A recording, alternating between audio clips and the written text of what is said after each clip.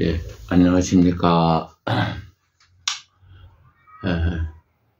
제 유튜브를 보시는 분들이, 저는 유튜브 시간이 너무 길면 보는데 불편한 부분이 있고, 그래서 늘 짧게 하려고 맨날 노력을 했는데, 오늘은 추석 연휴 기간 앞이고 이렇게 해서 조금 더 긴 이야기를 한번 해보려고 합니다.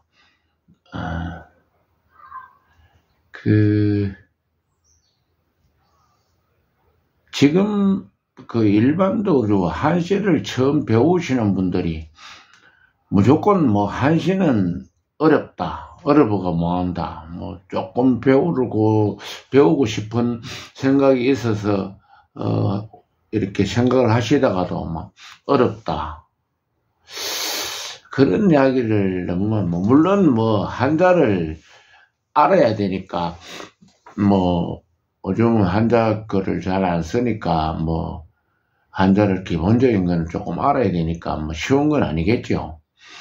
근데 지금은 옛날과 달라가지고 이 핸드폰이나 이런 데 기능이 너무 좋아가지고 우리가 모르는 글자의 형상을 쓰면은 무슨 글자라고 이렇게 알려주고, 또 한글로 어떤 글자를 쓰면 그 발음이 나는 글자를 쭉 나오니까, 내가 필요로 하는 글자가 무슨 자구나, 이렇게 해서 한자를 많이 몰라도 핸드폰이나 이래 자료를 얼마든지 찾아보면은 자기가 성에만 있으면 얼마든지 알 수 있는 그런 부분이 있기 때문에,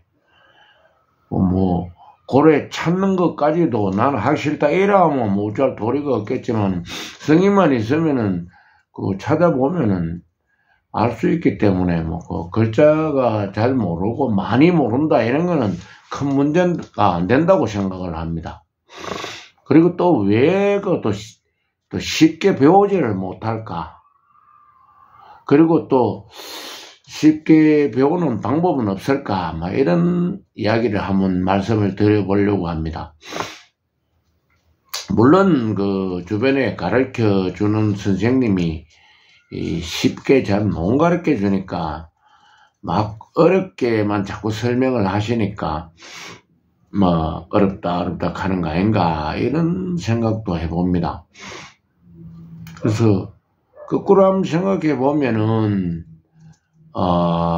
유르곡 선생이나 매월당 김실 선생이나 이런 사람들은 아주 어린 나이에 심지어 5살, 3살 이런 때 지었는 시도 우리가 볼 수가 있습니다. 근데 아무리 잘 모르고 캐도 3살, 5살 이런 아무리 신동이었다 해도 그런 때보다는 더 많이 알지 않겠습니까? 그리고 또 모르면은 요즘 컴퓨터가 너무 잘 돼가 너무 다양하게 찾을 수 있는 방법이 많이 있으니까 3살짜리보다 더 모른다, 이 말이 되겠습니까? 그래서 저는 생각해 보면은, 물론 그분들이 워낙 신동이었기 때문에 일찍 학문을 익혀서 그런 것도 있겠지만은, 교육 방식의 어떤 차이 때문이라고 생각해 봅니다. 처음 문자를 뜻을 이해시키는 방식과 통용되었던 뜻 글자, 그 다음에 소리 글자의 차이와 또 성조의 변화, 이제 소리에 바뀌는 성조의 변화에 따른 뜻이 바뀜을 소홀히 한 결과다. 우리가 지금도 천자문을 배우면은 그냥 하늘, 천, 따지, 금을, 현, 누르황 이렇게만 배우는데, 하늘, 천은 이렇게 소리를 평성이니까 무슨 운통에 속하며 소리를 길게 내야 되는지 짧게 내야 되는지 이렇게 따지하면은 지라는 글자는 그 어느 운통에 속하며 소리를 길게 내야 되는지 짧게 내야 되는지 이런 부분들의 그 변화를 처음부터 글자를 한자 한자 익힐 때부터 예전에는 그 가르쳐 줬고, 지금은 그런 뒤에 그런 내용들은 다 생략하고 그냥 하늘, 천, 또 따지 이렇게만 가르치니까 공부를 좀 더 많이 해도 소리의 변화나 이런 거를 모르고 또 운통을 모르고 이러니까 당연히 뭐 시를 지을 수가 없죠. 그래서 우리가 그 한글을 가지고 시를 지으면은 아주 그 적절한 단어를 또 멋있게 이렇게 배열을 하면 되지만은 한시는 정형시이기 때문에 규칙이 여러 가지 많이 있습니다. 그래서 그보다도 더 좀 개념을 달리하는 부분이, 한시는 어떻게 하든 간에 그 운율, 그리고 뭐 평척, 운율 뭐 같은 이야기가 되겠습니다만은 운율이 맞지 않으면은 무조건 시가 안 되는 것입니다.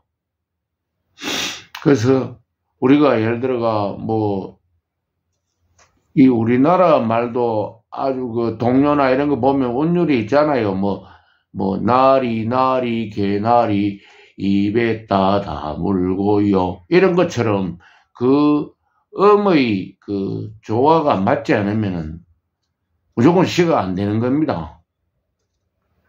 그래서 우리 한글로 시를 지을 때처럼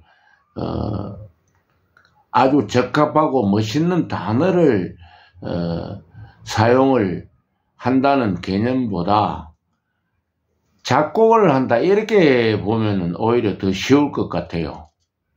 정해진 어떤 그 소리의 규칙을 지켜야 되니까. 그래서 제일 먼저 그 한시를 처음 배우시는 분은 시를 자꾸 우리말로 시를 지으니까 그 적합한 단어를 이렇게 비해를 하면 된다 이런 생각보다는 소리에 맞는 비해를 해야 된다. 그렇게 보면은 더 작곡에 가까운 그런 그 이해를, 개념을 가지고 있어야 된다. 뭐 그런 생각을 해봅니다. 그런데 그럼 작곡을 하려고 하면 아까 이야기한 것처럼 소리가 뭐 어떻게 내는지 배열해야 되는지 이걸 이제 알아야 시를 지을 수 있으니까, 그러니까 이제 그걸 가르치지도 안 하고 배우지도 안 하고 이러니까 처음 시를 하려면 어렵죠. 그런데 그 아까 이야기했던 것처럼 성의만 있으면 우리가 그 옥편을 찾으면은 뭐 부수가, 형상의 부수가 만약에 흑토부 또 뭐 사람인부 이렇게 해가지고 사람인의 매대에 찾으면 이렇게 그 글자의 뜻과 소리라 뭐 나와 있죠. 그런데 이런 개념을 안 가지고 있어요. 한시를 상당히 많이 하시는 분도. 그러니까 한문은 그 형상의 부수에 따라서 옥편을 찾고 하지만은 소리의 부수가 따로 있습니다. 그러니까 그냥 우리가 일반적인 사람은 소리의 부수가 무슨 소리, 무슨 말인고 이렇게 생각할 수도 있는데, 물론 중국어로 하면은 사성이 있습니다. 병성, 상성, 거성, 입성 이렇게 해서 사성이 있지만은 우리말은 고저의 표현이 많이 안 되고 또 장단만 뚜렷하게 나타나기 때문에 평성을 제외한 나머지 그 삼성은 즉성이라 해가 하나로 보기 때문에 뭐 더 쉽죠. 중국의 사성보다 뭐 한 가지로만 보니까. 그래서 우선 그 한시를 처음 하시고자 하면은 시를 짓는 것이 아니고 작곡을 한다. 이렇게 생각을 하시고, 그 다음에, 한자는 형상의 부수가 있고, 소리의 부수가 있다. 소리의 부수는 총 106개가 있습니다. 평성이 30가지가 있고, 나머지 이제 척성이 76가지가 있어가지고, 그것도 우리가 몰라가 그렇지, 옥편에 탁 찾으면은, 요거는 대표 소리가 뭐며, 뭐, 평성이다, 또 뭐 척성이다, 이렇게, 또는 뭐 거성이다, 입성이다, 이렇게 다 그 옥편에 보면 표시가 있습니다. 그러니까 지금까지 맨날 글자의 뜻만 찾아봤는데, 그 뒤에 보면은 소리의 부수도 다 표기가 되어 있습니다. 그런 걸 안 가르쳐 주니까 이제 한참 해도 잘 모르는 거죠. 나중에 하다 보면 이제 다른 사람 그래 하는 거 보고 배아가 아는데, 처음에 이런 그 개념을 뭐 작시가 아니고 작곡이다, 또 한자는 형상의 부수만 있는 것이 아니고 소리의 부수가 있다, 이런 이야기를 좀 잘 알려주면은 쉽게 배울 수 있는데, 어쨌든 중국에는 사성이 있는 이유는 이 글자의 소리가 우리가 이야기하면은 모음이 이 반복어가 겹치는, 예를 들어 가지고 한자를 우리는 뭐 천이마 천, 뭐 지마 지 이렇지만은 중국말은 지라든지 뭐 예를 들어 이렇게 모음이 두 개씩 겹치는 글자들이 많이 있기 때문에 소리를 올리고 내리고 하는 데 따라서 그 뜻이 완전히 그 다른 글자가 되고 이렇게 됩니다. 근데 우리는 뭐 그렇지 않잖아요. 그렇게 훨씬 더 쉽죠. 그래서 뭐 율곡 선생이나 매월당 선생이 뭐 지었다는 짧은 구절 뭐 이런 걸 하면 뭐 이렇게 뭐 여러 가지 나와 있습니다는 말, 뭐 석류 비리 쇠홍주라, 뭐 석류 껍질 속에 붉은 구슬이 알알이 박혀 있네. 율곡 선생이 이렇게 7절 해가 5살 때 지었다는 그런 뭐 시를 가지고 자꾸 어렵게 생각을 하니까, 특히 요즘은 주로 그 치는 그 율시를 가지고 뭐 이렇게 대회도 하고 모든 걸 하니까 그런데, 실제로는 그 한 년이나 또 절구로 해가지고 4줄만 짓는 시가, 과거에는 통상적으로 그 서로 화답식으로 할 때는 한 년이나 절구로 한 적이 많습니다. 그 이게 율시가 되면은 규칙이 훨씬 까다로워지고 어려워지니까, 지금은 그 이제 대회를 하는 데나 이런 데는 우열을 가려야 되니까 좀 더 까다로운 규칙을 가지고 해서 그런데, 제가 그 과거에 구미 시내 몇 군데다가 현수막을 한번 붙인 적이 있었습니다. 한자 아무것도 모르는 사람도 오면은 한 달 내에 한시를 지을 수 있도록 가르쳐 주겠다고 현수막을 내가 한번 붙여가지고 향교에서 한번 제가 강의를 잠깐 한 적이 있었는데요. 근데 한 년을 뭐 그렇게 2줄만 하든지 또 절구만 이렇게 하면은 뭐 일주일에 무슨 요일을 정해가 2시간, 한 달에 8시간 정도 배우면은 충분히 뭐 한 년의 시나 절구의 시를 지을 수 있다고 생각합니다. 뭐 누구라도 뭐 나는 한자 하나도 모르는데 좋다, 우리말로 시 지가 그걸 한문으로 글자 수나 소리의 그 운율에 맞도록 맞추면은 시가 되잖아요. 그 뭐 내용이 멋있게 잘 짓고 막 이렇게 하는 거는 이제 그 뭐 사람마다 뭐 실력이 틀리고 느끼는 감정이 틀리고 또 뭐 시를 아무리 오래 하신 분이라도 짓는 시마다 다 명구절을 다 짓지는 못하잖아요. 또 뭐 초보자인데 아까 얘기처럼 뭐 5살이나 7살 먹는 사람이 짓는데 하고 참 멋있네 이래 하면 그 명시가 되는 거죠. 그러니까 명시를 아주 훌륭한 시를 짓는다는 것이 아니고 내 생각을 시에 맞추어서 글자로 옮기가지고 이렇게 하는 거는 그 뭐 8시간 배우면 시 뭔질 일이 뭐 있습니까? 그런 생각하면은 한시가 어려운 겁니까? 억수로 쉽지요. 뭐 가서 뭐 한두 시간 뭐 이렇게 돼가지고 뭐 서너 번 들으면은 그 짧게라도 시를 지을 수 있으니까. 여기에 뭐 이상해 선생이 77살 때 지은 시가 밤율자를 해가지고 뭐 율하는 시가 하나 있어서 7살짜리가 지은 시인데 이거 뭐 그래도 한번 의미가 있으니까 한번 뭐 맛을 보도록 하겠습니다. 일복생삼자라 한 배에 세 놈이 있더라 이지. 밤이고 요 중간에 이러 해가지고 밤알이 3개 들었잖아요.